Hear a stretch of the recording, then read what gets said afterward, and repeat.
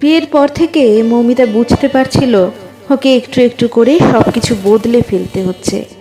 সকালে একটু বেশি ঘুমানো ত্যাগ করে ভোরে ওঠা, সকলের ব্রেকফাস্ট দেরি হয়ে যাবে ভেবে শীতে জল গরম না করেই কোনো রকমে ঠান্ডা জলে স্নান করে পুজো সারা, তারপর রান্নাঘরে পরিচালিকা শিউলিকে নিয়ে সকালের পছন্দ মতো খাবার বানানো।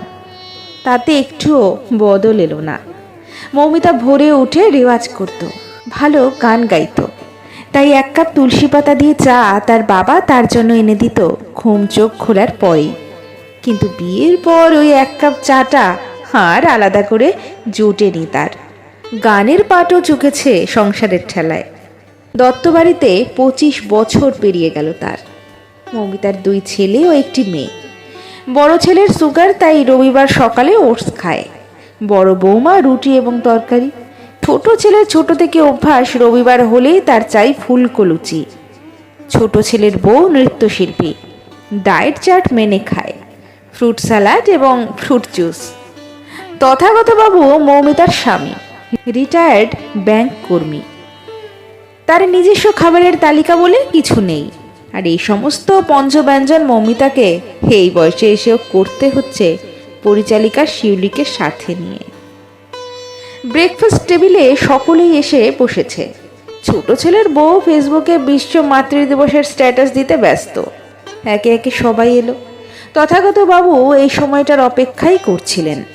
খবরের কাগজটা হাত থেকে রেখে বললেন, আজ নাকি তোমাদের ফেসবুকের বিশ্ব মাতৃদিবস? আসলে আমরা ছোট থেকে এমন কোনো দিবসের সাক্ষী ছিলাম না। যাই হোক, আসল কথায় আসা যাক। আজ তোমাদের মা, আমার স্ত্রী মৌমিতার জন্মদিন। দুপুরে লাঞ্চে সবাই ভালো খাবারই পাবে, অবশ্য কোনোটাই মৌমিতা নিজের হাত জ্বালিয়ে করবে না। সুইগি থেকে অর্ডার করে আনাচ্ছি। বিকেলে আমরা বাইরে খাবো, সাথে শিউলিও যাবে, তাই নিজেদের খাবারের ব্যবস্থা নিজেরাই করে নিও। এবং আগামীকাল ভোরে আমরা শিউলিকে নিয়ে বোলপুরের বাড়িতে 15 দিনের জন্য যাব। ওখানেই থাকবো। ভালো লাগলে পুরোপুরি থেকে যেতে পারি। এই বাড়িটার একটা আলাদা ব্যবস্থা করব, তাই নিজেদের থাকার আলাদা আলাদা ব্যবস্থা করে নিও। কথাগুলো বলে তথাগত বাবু তার স্ত্রী মৌমিতাকে ডেকে নিয়ে ঘরে চলে গেলেন। একমাত্র মেয়ে মধুমিতা বৌদিদের থেকে পুরো কথাগুলো শুনে দুপুরে তার বাবাকে ফোন করলো। তথাগত বাবু সকলকে শুনিয়ে জোরে জোরে মধুমিতাকে বলল, আসলে মায়েদের চিরদিন এই ত্যাগের রূপ দেখতে বড্ড বেশি অভ্যস্ত হয়ে গেছো তোমরা। তার জন্যই আমার এমন সিদ্ধান্ত। এখন থেকে বোলপুরের বাড়িতে মৌমিতা নিয়মিত গান নিয়ে চর্চা করবে। তোমাদের আসার ইচ্ছে থাকলে 15 দিন আগে জানিয়ে দেবে।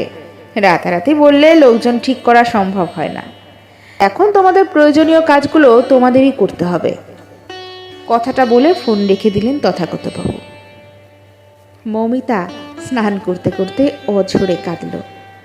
জীবনের পুরো সময়টা শ্বশুরবাড়ির লোকজন, ছেলে মেয়েদের লেখাপড়া, এই সব নিয়েই কেটে গেছে। আলাদা করে তো কখনো নিজের জন্য কিছু ভাবা হয়নি। তবু জীবনের অস্তাচলে এসে একটু তো বদল এলো।